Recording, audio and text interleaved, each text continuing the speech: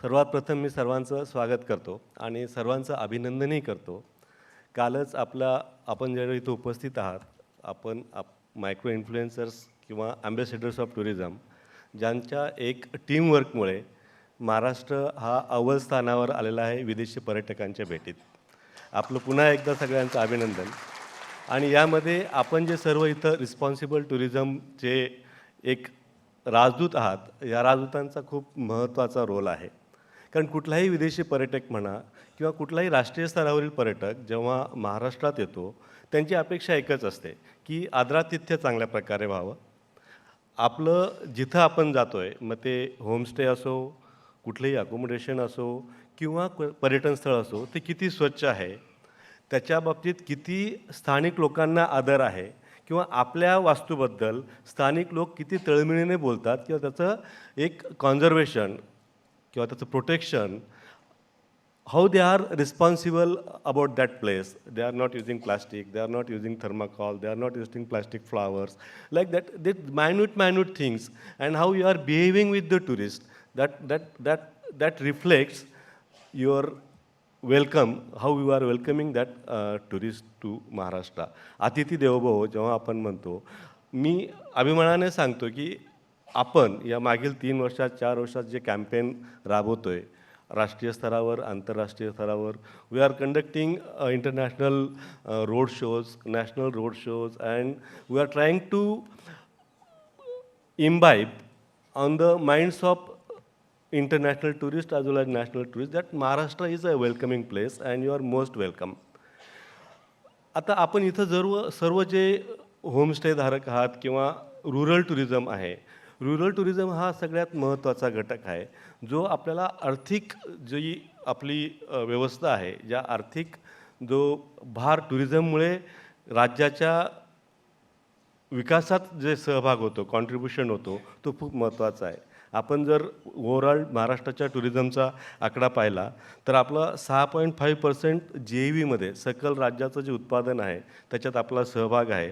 आणि त्याचं जर व्हॉल्यूम तुम्ही लाखात बघितला तर ऑलमोस्ट 2 लाख करोड एवढा राष्ट्रीय सकल उत्पादनात, म्हणजे महाराष्ट्राच्या सकल उत्पादनात आपल्या सर्वांचा सहभाग आहे. म्हणजे हे मी तर म्हणेल की रिस्पॉन्सिबल टुरिझमच्या मार्फत हा जो आकडा आपण डबल करू शकलो. आणि टुरिझम जसं आज इतर सेक्टर आपण म्हणतो की त्याला गव्हर्नमेंट प्रायोरिटी का देतं, की ते तिथं रोजगार जास्त निर्मिती होते किंवा त्यांचं सेक्टर जे आहे ते सकल उत्पादनात जास्त सहभागी होतं. आपण सर्वांनी जर ठरवलं एक रिस्पॉन्सिबल टुरिझमच्या माध्यमातून हे राज्याच्या सकल उत्पादनात आपण जास्तीत जास्त सहभाग घेऊन टुरिझमसुद्धा राज्याचं एक प्रायोरिटी सेक्टर बनवूया, आणि आपण नक्कीच बनवाल याची मला गॅरंटी आहे. जवळजवळ 11% जो लेबर फोर्स आहे, आज महाराष्ट्रात जो 11% लेबर फोर्स आहे, त्याची जर आपण 11% म्हणजे जवळजवळ 59 ते 60 लाख लेबर प्रत्यक्ष आणि अप्रत्यक्षरित्या टुरिझम सेक्टर आज निर्माण करत आहे. एवढं टुरिझम सेक्टरचं महत्त्व आहे.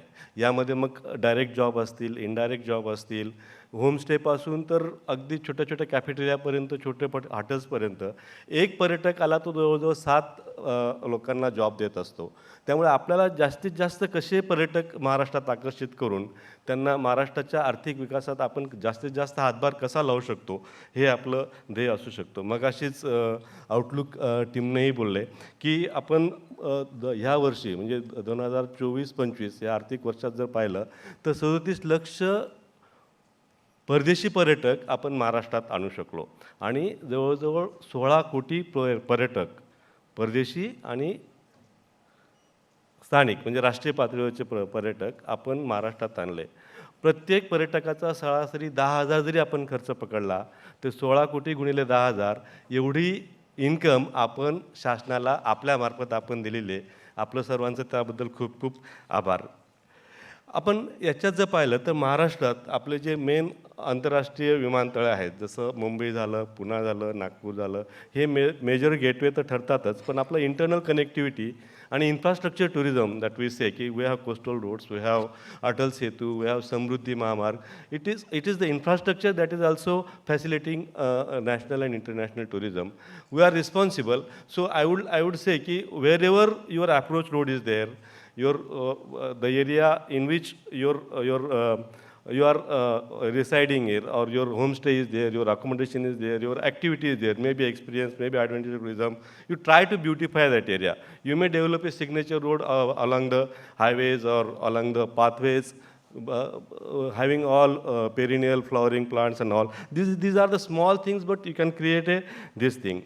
So our main asset, what are our main asset which we can rely on? We have national parks, 11 national parks. So that is the major assets, and they are the main attraction for national as well as international tourists. We are the only state having 7 tiger reserves, and we have ample number of tigers to showcase. And this is the major attraction, especially for European and American tourists, and also for the national tourists. So we have 52 national sanctuaries in Maharashtra. So these are our assets. So ecotourism and responsible tourism is in our core since the beginning. It indicates these are not number. It indicates that we are conserving our forest also, we are conserving our wildlife also, and now they have become our assets. So we should try our best to conserve our nature also, which provides us the livelihood. It becomes the alternate livelihood in climate change also. Since I'm basic environmentalist, tourism is the second thing for me. But if we conserve our nature, if we conserve our culture, if we conserve our historical structures and history, that becomes our livelihood from tourism point of view. So when responsible tourism comes, I will request all of you through Outlook Media also, the government is doing so much. Now we are planning to have circuit and destination development organizations, पर्यटन स्थळ व्यवस्थापन संस्था, जी एक tourism society असेल आणि त्याच्यात आपण सर्व स्टेक होल्डर असेल, गव्हर्नमेंट फक्त फॅसिलिटेटरचा रोल करेल, so that you can manage your destination like Devasthan, so that tourist destination will be managed by all tourist stakeholders, and government will facilitate up to certain years. It will also finance the organization so that it becomes the self-sustainable. Apart from that, we are also planning to have digital portal. आपलं महाराष्ट्रात आता सर्व unorganised आहेत, छोटे छोटे जे homestays आहेत, छोटे छोटे ॲग्रो टुरिझम सेंटर्स आहेत. आज आपल्याकडे 2000+ ॲग्रो टुरिझम सेंटर्स आहेत, 2000च्या वरती होमस्टेज रजिस्टर आपल्याकडे आहेत. पण हे छोटे छोटे युनिट स्वतःची मार्केटिंग करू शकत नाही. ते डोमेस्टिक त्यांचे जे आत्ता आपण जे ट्रॅडिशनल जे स्थानिक लेवलवरचं मार्केटिंग करतो, त्या मार्केटिंगवर ते रिलाय राहतात आणि त्यांचा बिझनेस चालवतात. पण आपण एक डिजिटल प्लॅटफॉर्म तयार करतो, ज्या प्लॅटफॉर्मवर सर्व होमस्टेज असतील, सर्व ॲग्रो टुरिझम सेंटर्स असतील, सर्व आपण ट्रेक ऑपरेटर असतील, इको टुरिझम टूरवाले असतील, टूर गाईड्स असतील, ट्रान्सपोर्ट ऑपरेटर असतील, हा एक युनिफाईड प्लॅटफॉर्म आपण महाअतिथी म्हणून लॉन्च केला आहे. मी आपल्या सर्वांना रिक्वेस्ट करेल की या महाअतिथी पोर्टलवर आपण सर्वांनी रजिस्टर व्हावं, जेणेकरून आपण राज्यात येणाऱ्या कुठल्याही पर्यटकाला, अगदी तो गडचिरोलीमधला एखादा होमस्टे असेल, एखादा एक्सपिरियन्स असेल, अगदी कानाकोपऱ्यात असलेला एखादा वॉटरफॉल आणि एखादा ऑथेंटिक महाराष्ट्रीयन कुझिनचं एक हे असेल, ते सुद्धा आपल्या प्लॅटफॉर्मवर उपलब्ध असेल, जेणेकरून फॉरेन टुरिस्ट असेल किंवा राष्ट्रीय स्तरावरचा पर्यटक असेल, तो आपल्याकडे पोहोचू शकेल. किंवा आपल्याला आपण जर एका प्लॅटफॉर्मवर आलात तर आम्ही त्याची मार्केटिंग, डिजिटल मार्केटिंग वगैरे सर्व करू शकू, so that we can increase footfall in the Maharashtra.